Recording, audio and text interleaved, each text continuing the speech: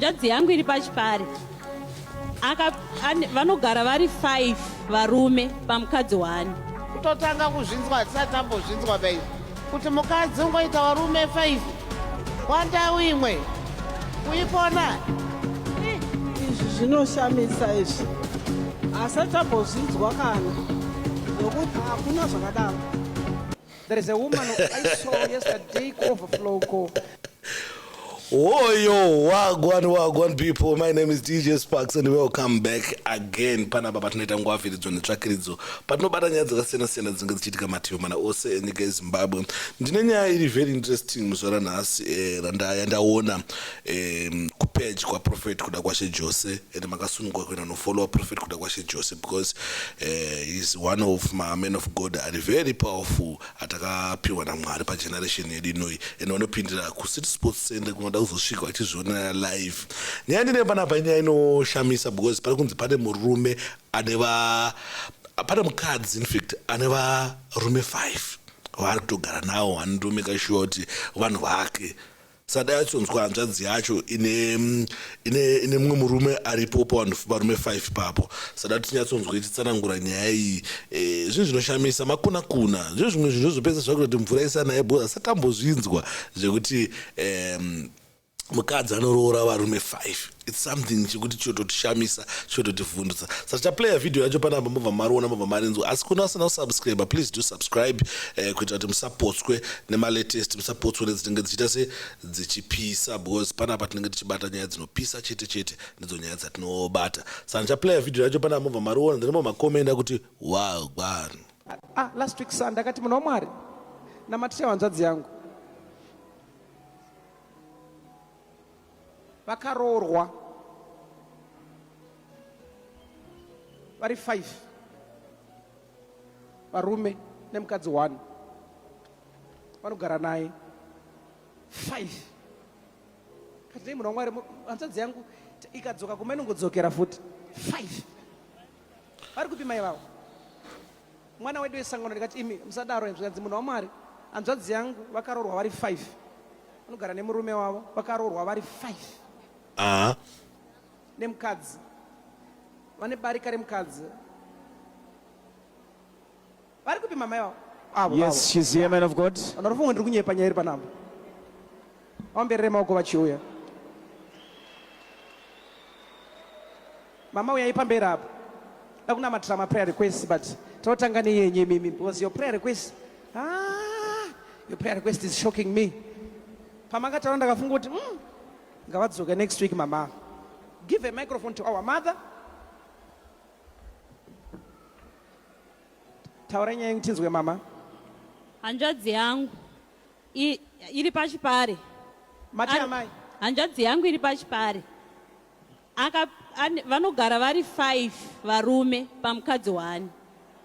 Hey! Here in this our land Zimbabwe. Yeah. Hey, Jesus, oh, not over this land, oh. This is a blessing. I'm sorry. You know, nekuti muri mwana wedu church. That's why I asked you in front of the people. But it's not. What are you saying? Yes, sorry, thanks, all right, thanks. Vari kugara vari 5 varume pamukadzi 1. Hanzvadzi yenyu? Zvekuti akambouya kumba kwemukoma muhombe. Akamborara kumba kwemukoma muhombe. Hanzi anotovhumuka kuti soko wangu ari kupi. Otomhanya usiku ihwohwo kuna soko kuti anani izvezvi.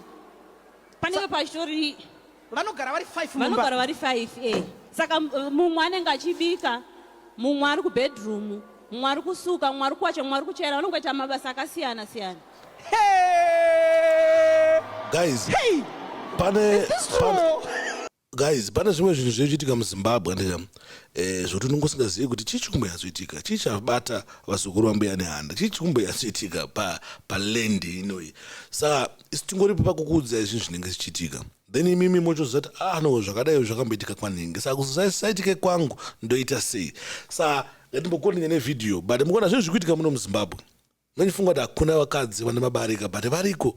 Ende unoyatsonza mukadzi achizvitaurira ega kuti hanzvadzi yangu inini ende haana kuvharwa fesi iripo kunoda kunokonfema ende munokonfema kuna vanogara navo kumaraini hanzvadzi yacho munoiziva saka zvinhu zviri kuitika muzimbabwe zvotonyatsona kuti ha pakaipa we need prayers guys kuti zvinhu zvedu zvitifambire zvakanaka nyika ine itomboda tsanyo wakasimba I've never hit this. Guys. Kana neniwo man of God asada bozvidzo but anyway guys apana kuplay apa ndichapinde pakati munyatsoona mama ndikatozvenda tatouya kutozotova kutoona kutoti haiwa hakuna zvakadaro hatingatofambe motodini mimi what are you saying chokwadi prophet guys are you hearing this is there something like this right mama mati kudini dambudziko renyu nderei saka ndinoda kuti abve zvipere zvese kana kuri kana akadyisa arutse zvinhu zvese izvizvo afuratire zvakadaro vanogara vari vangani vanogara vari varume 5 saka zvacho yakatonobvisa here sorry yakabvisa here kumba kwemukadzi hanzvadzi yenyu havana vanhu vanongofarawo havo saka vakatororwa like vakaroorwa yaane mwana here hanzvadzi yenyu ikoko haana mwana haana kuchanisa vamwe ndovane vana mbuya ivavo ndivane vana vevamwewo vari ipapo ayewo vevamwewo varume utu tumazera tudiki hanzvadzi yangu ndeya 89 mbuya ava vanenge vari kuma-50 something years saka hey over my living bodo hey are you hearing this are you hearing this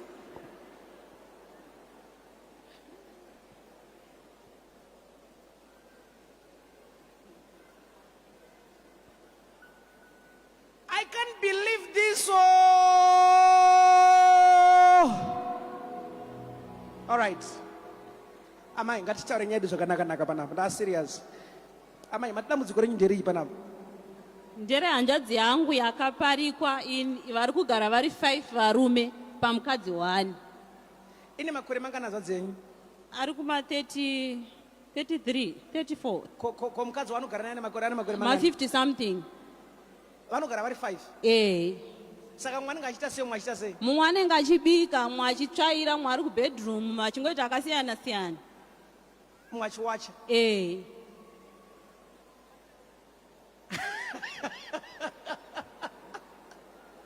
Sorry mama, nyenyu inodzisa tsitsi pose yenzvadzi inorwadza. Kwamuri zvinorwadza but kwatiri suka. Asati amudzwa zvakadaro isusu. Isusu ameno. Amen, pana amudzwa zvakadaro. Huh? Anyone who eat things like that? Huh? Akamudzwa zvakadaro simudza ruoko. Kana akurarama mune zvakadaro simudza ruoko. Hakuna zvakadaro. Mune hanzvadzi yenyu futi.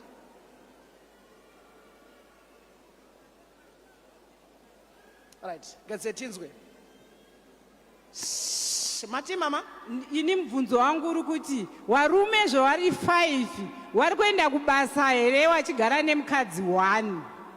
Ndopane mubvunzo wangu ipapo. Vanoenda. Saka anenge ane mari yakawanda ndofunga vanobvunza kuti ane mari yakawanda ndiani anenge ari kubedroom. Vasina ava vanenge vari kuwacha nekubika.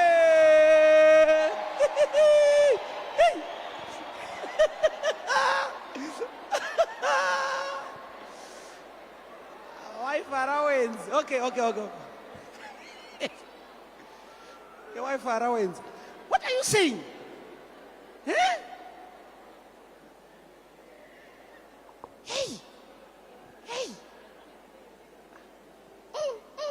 Vana gogo ndimakura. Chitudzeo zvakadai. Zvinowanika here vana gogo wedu ari panapa. Tiudzeo. Tiri kutonzwawo ndozo chaidzo tinoti ndozo kutotanga kuzvinzwa hatisati tambozvinzwa baizvo kuti mukadzi ungoita varume 5 wandau imwe kuipona zvakaoma izvi zvatyisa samanyika. Noachanodaro asikana gogo muti kudini nazvo izvi? Izvi zvinoshamisa izvi asati tambozvinzwa kana zvokuti hakuna zvakadaro. Hakuna zvakadaro. Gogo, tibatsirewo. handisati ndambozvinzwa muupenyu hwangu kusvika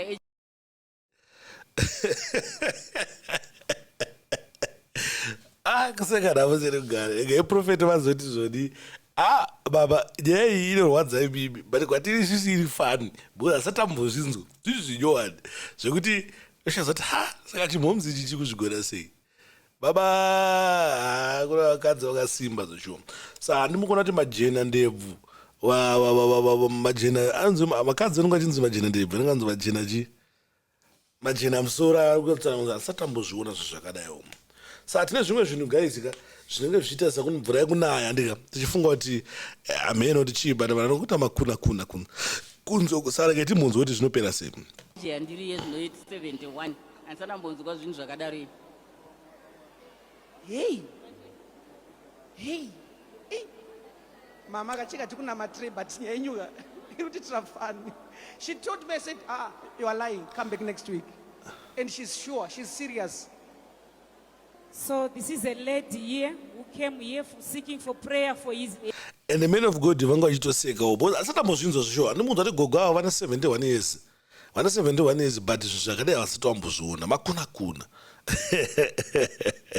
kare niwo panapa handisati ndamboona zvinhu zvakadaro saka guys ma1 zvinhu zvikuitika mumastreets umu isitingori pakukupai nekukuzivisa kuti vanhu this time vari kushuta mafirimu tapa level rakati saka ndo rimwe level ratari rekuti taane vakadzi vari kuita mabarika orit tambori wafunga kuti abarika uri mukadzi orit pamwe maybe one tumushonga twauinatwo kana une tumhiko twakapiwa but kuzota 5 yera mana etisitoro 2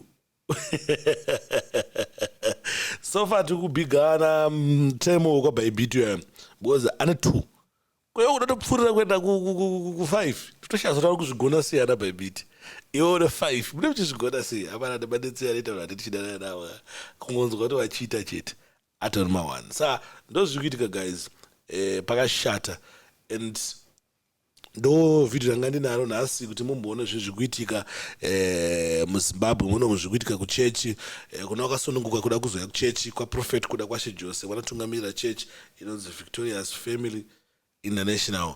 I'm sure pana generation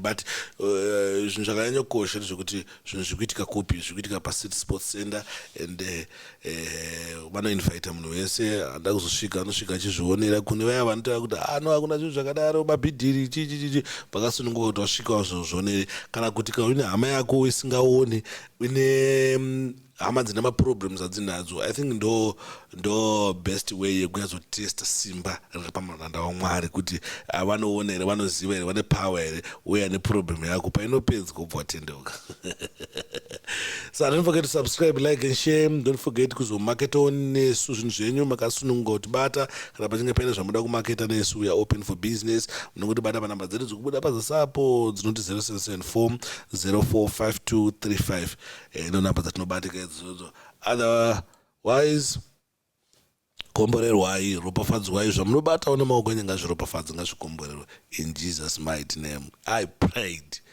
amen.